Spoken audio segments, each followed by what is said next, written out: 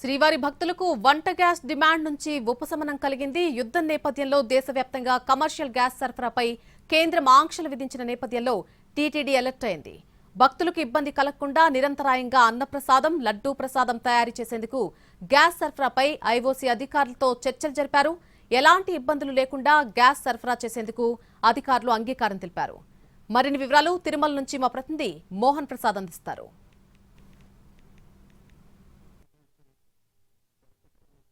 శ్రీవారి భక్తులకు వంట గ్యాస్ సప్లై డిమాండ్ నుంచి ఉపశమనం కలిగించిందని చెప్పవచ్చు. ఇరాన్ అమెరికా యుద్ధం నేపథ్యంలో దేశవ్యాప్తంగా కూడా కమర్షియల్కి సంబంధించినటువంటి వంట గ్యాస్ సప్లైపై ప్రభుత్వం అయితే నియంత్రణ విధించింది. కేవలం డొమెస్టిక్ గ్యాస్ పైనే సరఫరా చేయాలంటూ కూడా సూచించినటువంటి నేపథ్యంలో టీటీడీ అప్రమత్తమైంది. శ్రీవారి భక్తులకు ఎలాంటి ఇబ్బందులు కలగకుండా ముందస్తు జాగ్రత్తలు అయితే తీసుకుంటున్నారు.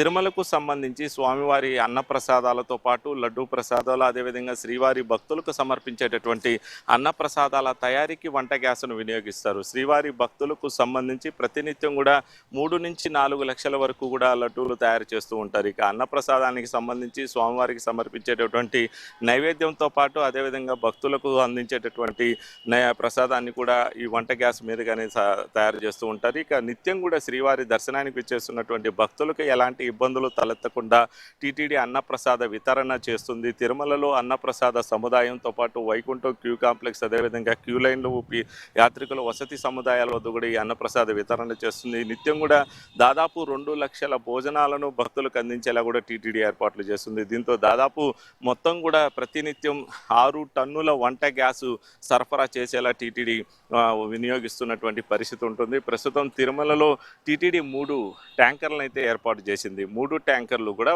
ఒక్కొక్క ట్యాంకర్లో 10 టన్నుల వరకు కూడా నిల్వ ఉంచుకునేటటువంటి సౌలభ్యం టీటీడీకి ఉంటుంది. ప్రస్తుతం తిరుమలలో 3 టన్నులు అంటే 3 ట్యాంకర్లకు సంబంధించి 30 టన్నుల నిల్వలు ఉన్నాయి. మరోవైపు అదనంగా మరొక ట్యాంకర్ని అయితే టీటీడీ ఇప్పటికే తిరుమలకు రప్పించింది. ఇందులో 7 టన్నులు ఉంటాయి. మొత్తంగా 37 టన్నుల వంట గ్యాస్ అయితే తిరుమలలో ప్రస్తుతం టీటీడీ నిల్వ ఉంచింది. మరోవైపు కేంద్రం విధించినటువంటి ఆంక్షల నేపథ్యంలో తిరుమలకు సంబంధించి సరఫరాలో ఎలాంటి అడ్డంకులు ఏర్పడకుండా ఉండేందుకు టీటీడీ అదనపు ఈవో వెంకయ్య చౌదరి చొరవ తీసుకున్నారు. తిరుమలకు సంబంధించి ఎలాంటి ఆంక్షలు లేకుండా వంట గ్యాస్ సరఫరా చేయాలంటూ కూడా ఐఓసీ అధికారులతో చర్చలు జరిపినటువంటి నేపథ్యంలో శ్రీవారి భక్తులకు ఇబ్బందులు తలెత్తకుండా వంట గ్యాస్ నిరంతరాయంగా ఎలాంటి ఇబ్బందులు లేకుండా సరఫరా చేసేందుకు ఐఓసీ అయితే ముందుకొచ్చింది. దీంతో తిరుమలకు సంబంధించి ఎలాంటి ఆంక్షలు లేకుండానే గ్యాస్ సరఫరా ఉండేలా కూడా టీటీడీ అధికారులు చేసినటువంటి ప్రయత్నం